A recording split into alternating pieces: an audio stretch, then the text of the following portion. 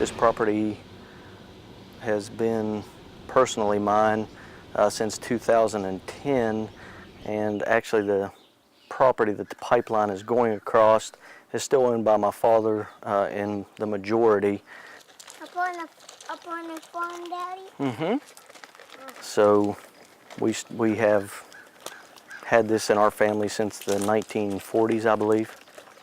So the Atlantic Coast Pipeline is kind of a new idea. So the pipeline will be going this way through the meadow and then up through the neighboring property where the trees are cut. We discussed the possibility of them going around us if they could.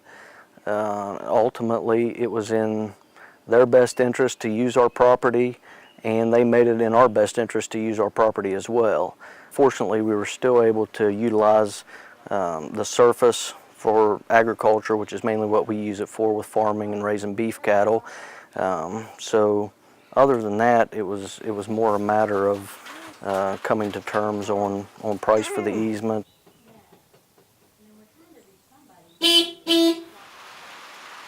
Did you get the door shut back, buddy? Now for the community, I think the short-term benefit will be seen in the coming days with, as I mentioned before, the better business, more people coming into town, spending more money here at local vendors, putting local people to work, and giving an outlet, much needed outlet, for this Appalachian gas that we're kind of sitting on here. And we have an abundance of natural gas.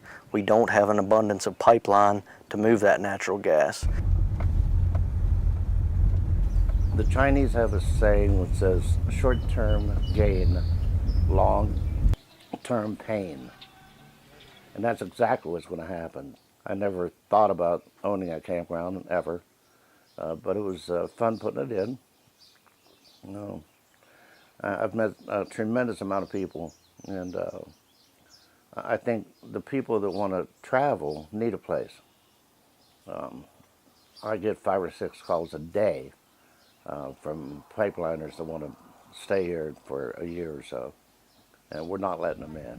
The industry came in and they went to the other campgrounds and offered them money to add campsites if they would sign an agreement that they would not rent the campsites to anybody else but oil and gas. Once you change your habits, they'll be going someplace else, and it won't be to West Virginia.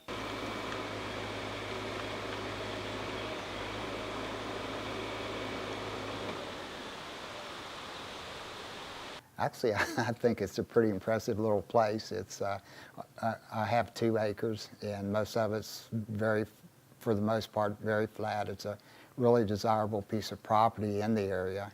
And before the pipeline comes through, one of the prime pieces in the Elk Springs area.